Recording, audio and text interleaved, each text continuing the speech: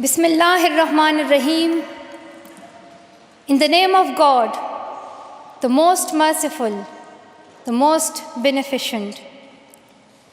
Your Majesties, Your Royal Highnesses, distinguished members of the Norwegian Nobel Committee, dear sisters and brothers.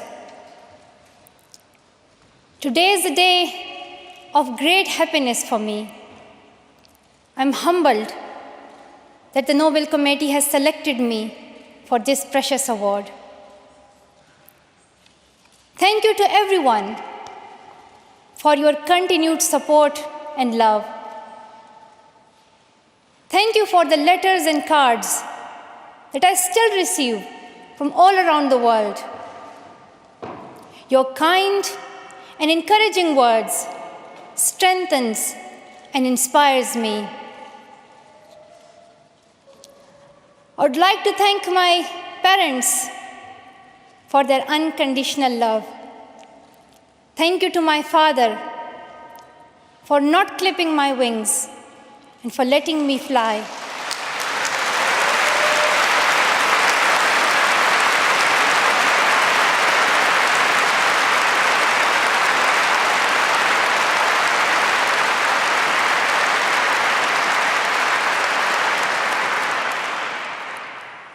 Thank you to my mother for inspiring me to be patient and to always speak the truth, which we strongly believe is the true message of Islam.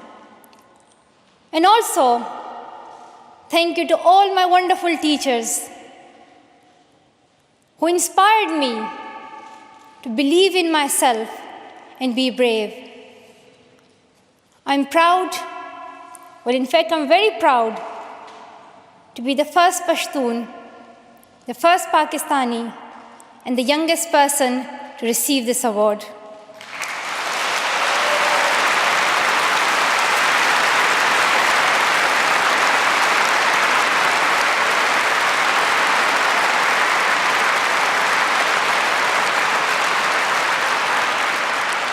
Along with that, I'm pretty certain that I'm also the first recipient of the Nobel Peace Prize who still fights with her younger brothers. I want there to be peace everywhere, but my brothers and I are still working on that.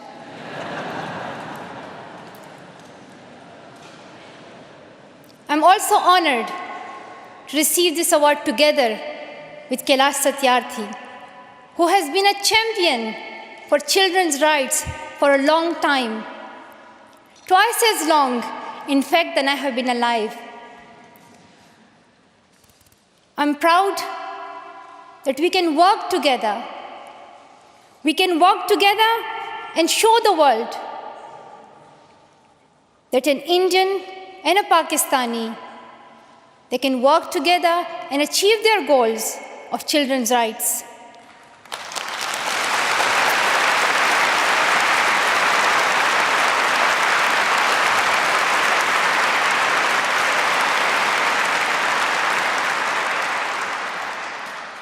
Dear brothers and sisters, I was named after the inspirational Malala Yousafzai, who is the Pashtun Joan of Arc.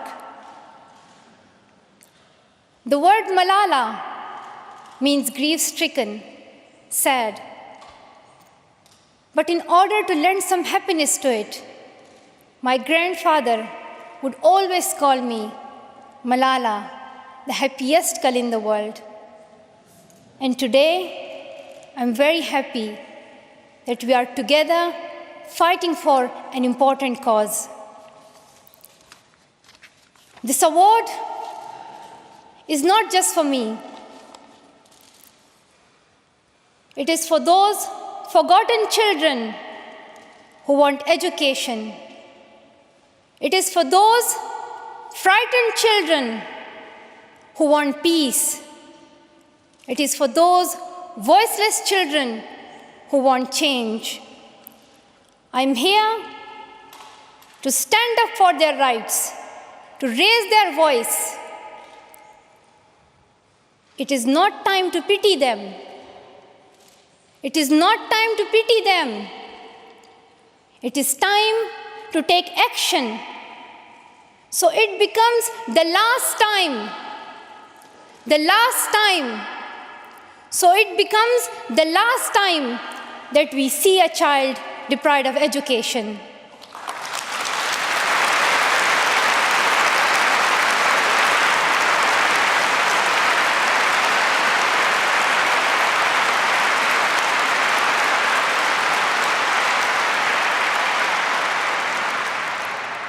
I have found that people describe me in many different ways. Some people call me the girl who was shot by the Taliban, and some, the girl who fought for her rights. Some people call me a Nobel laureate now. However, my brothers still call me that annoying bossy sister. As far as I know, I'm just a committed and even stubborn person who wants to see every child getting quality education, who wants to see women having equal rights, and who wants peace in every corner of the world.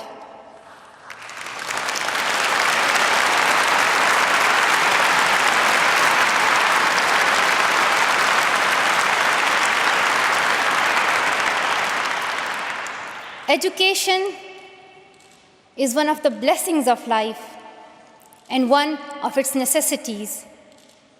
That has been my experience during the 17 years of my life. In my paradise home, Swat, I always loved learning and discovering new things. I remember when my friends and I would decorate our hands with henna on special occasions. And instead of drawing flowers and patterns, we would paint our hands with mathematical formulas and equations.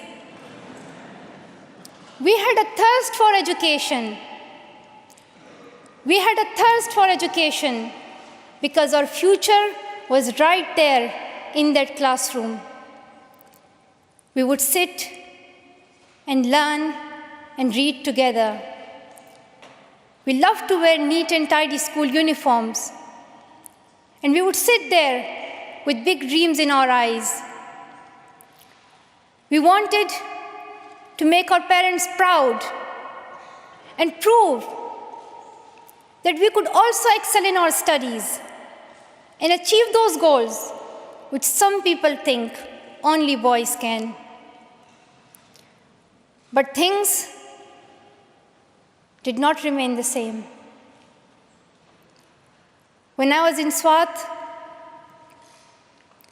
which was a place of tourism and beauty, suddenly changed into a place of terrorism. I was just 10, that more than 400 schools were destroyed. Women were flogged. People were killed.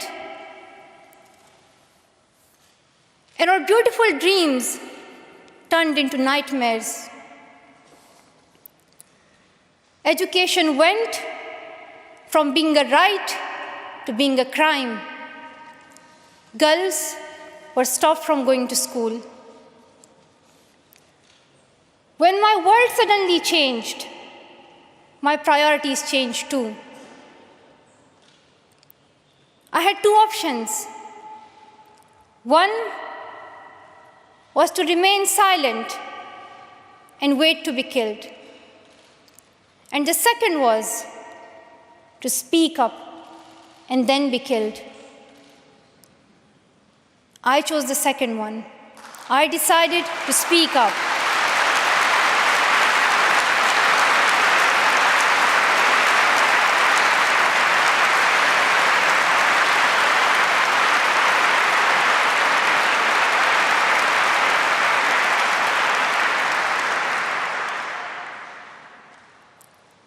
We could not just stand by and see those injustices of the terrorists, denying our rights, ruthlessly killing people, and misusing the name of Islam, we decided to raise our voice and tell them, have you not learned that in the Holy Quran Allah says, if you kill one person, it is as if you kill the whole humanity? Do you not know that Muhammad, peace be upon him, the Prophet of mercy, he says, do not harm yourself or others. And do you not know that the very first word of the Holy Quran is the word Iqra, which means read? The terrorists tried to stop us and attacked me and my friends who are here today on our school bus in 2012. But neither their ideas nor their bullets could win. We survived. And since that day, our voices have grown louder and louder.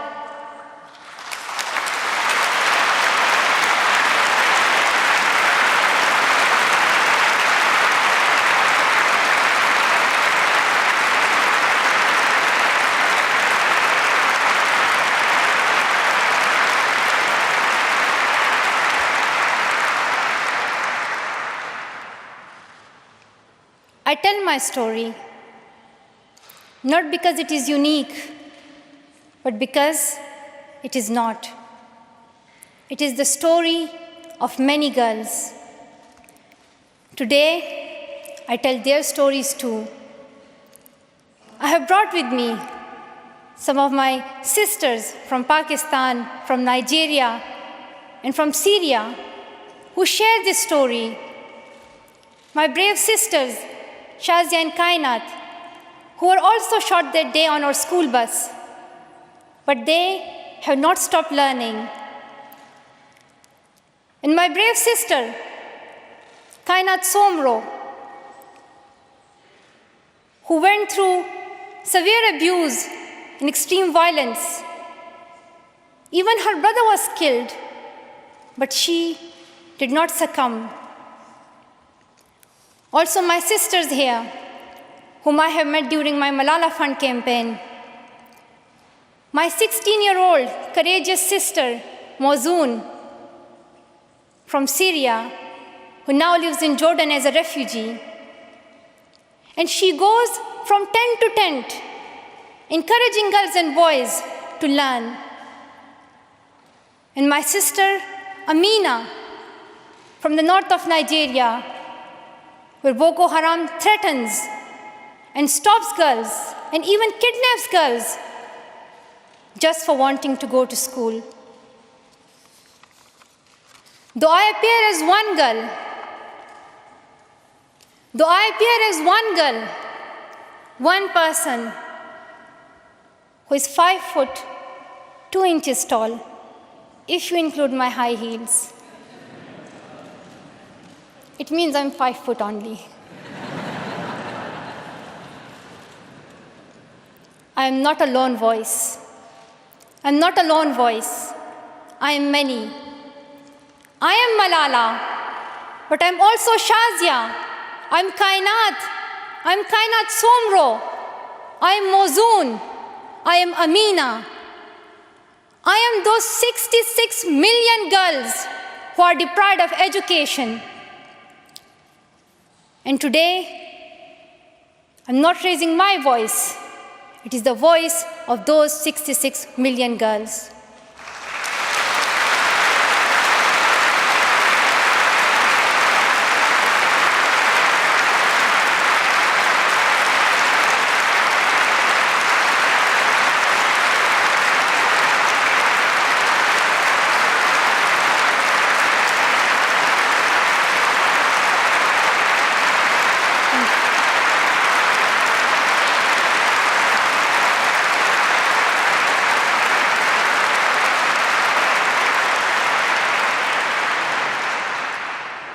Sometimes people like to ask me, why should girls go to school?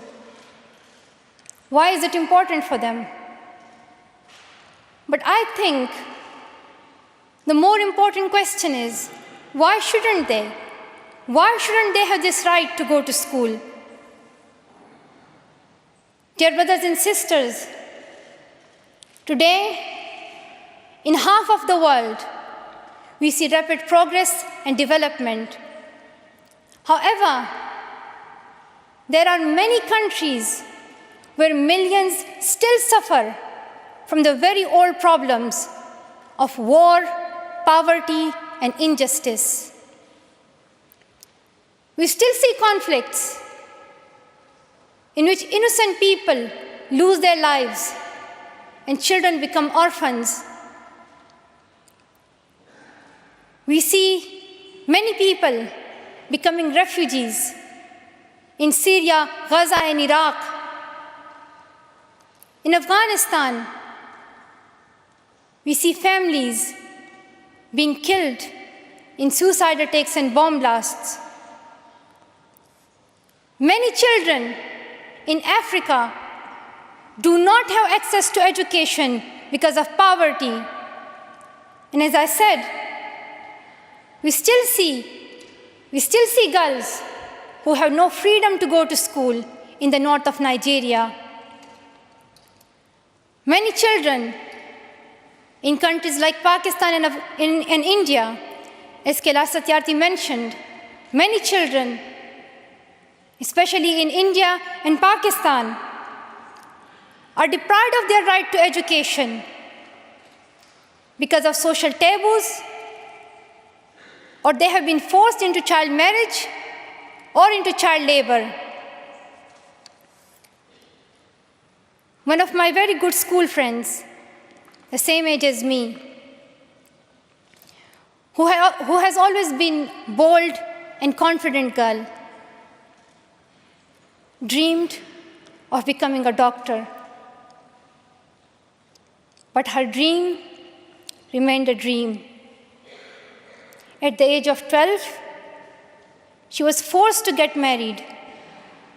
And then soon, she had a son. She had a child when she herself was a child, only 14. I know that she could have been a very good doctor, but she couldn't because she was a girl. Her story is why I dedicate the Nobel Peace Prize money to the Malala Fund to help give girls quality education everywhere, anywhere in the world, and to raise their voices. The first place this funding will go to is where my heart is, to build schools in Pakistan, especially in my home of Swat and Shangla.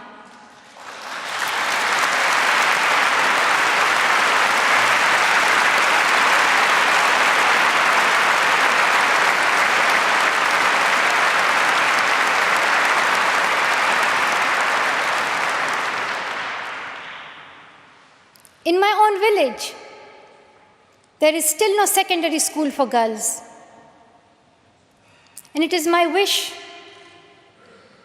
and my commitment, and now my challenge, to build one so that my friends and my sisters can go there to school and get quality education, and they get this opportunity to fulfill their dreams.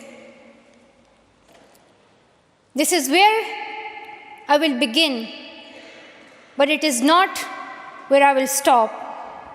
I will continue this fight until I see every child in school.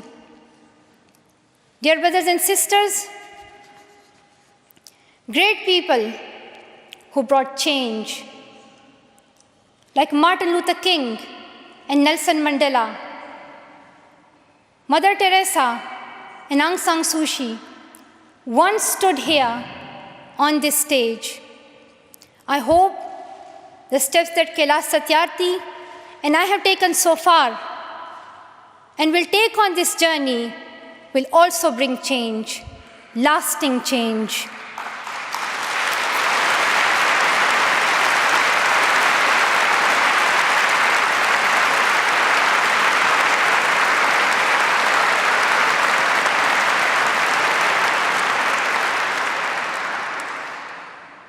My great hope is that this will be the last time.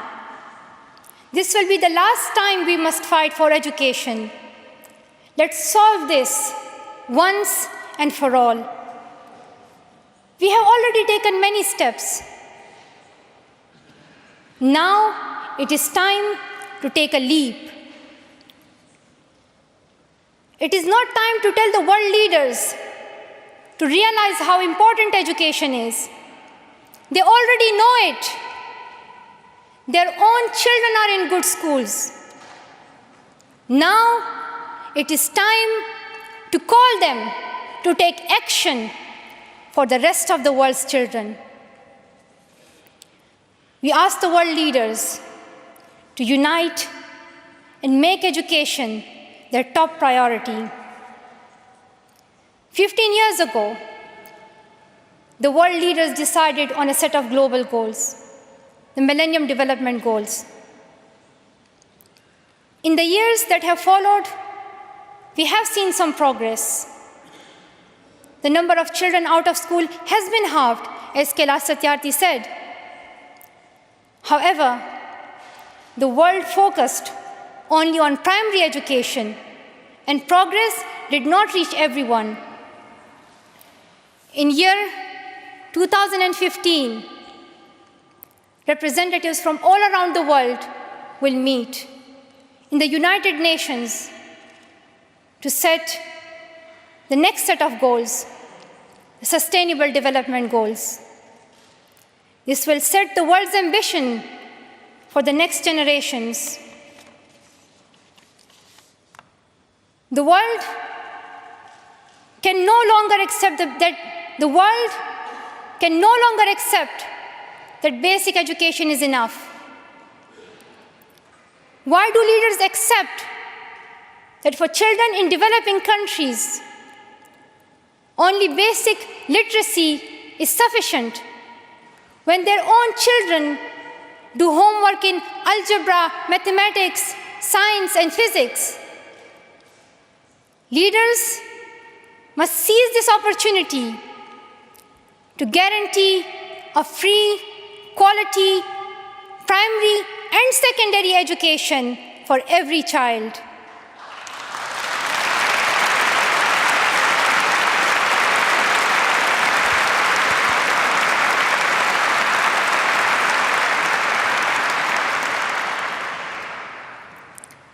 Some will say this is impractical, or too expensive, or too hard, or maybe even impossible.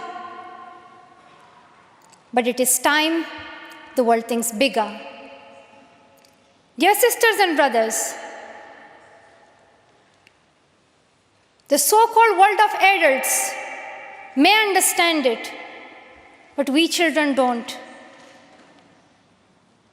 Why is it that countries which we call strong are so powerful in creating wars, but are so weak in bringing peace? Why is it?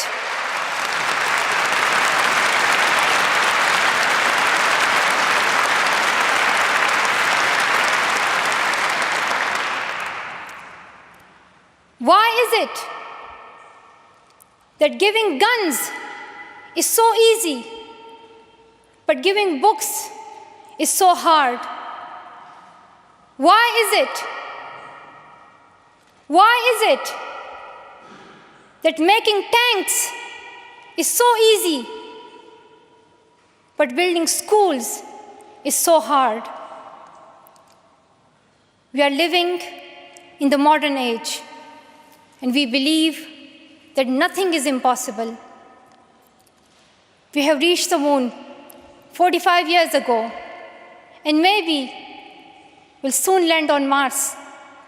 Then, in this 21st century, we must be able to give every child quality education. Dear sisters and brothers, dear fellow children, we must work, not wait. Not just the politicians and the world leaders. We all need to contribute. Me, you, we. It is our duty. Let us become the first generation to decide to be the last. Let us become the first generation that decides to be the last, that sees empty classrooms, lost childhoods, and wasted potentials. Let this be the last time that a girl or a boy spends their childhood in a factory. Let this be the last time that a girl is forced into early child marriage. Let this be the last time that a child loses life in war. Let this be the last time that we see a child out of school. Let this end with us. Let's begin this ending together, today, right here, right now. Let's begin this ending now. Thank you so much. Thank you.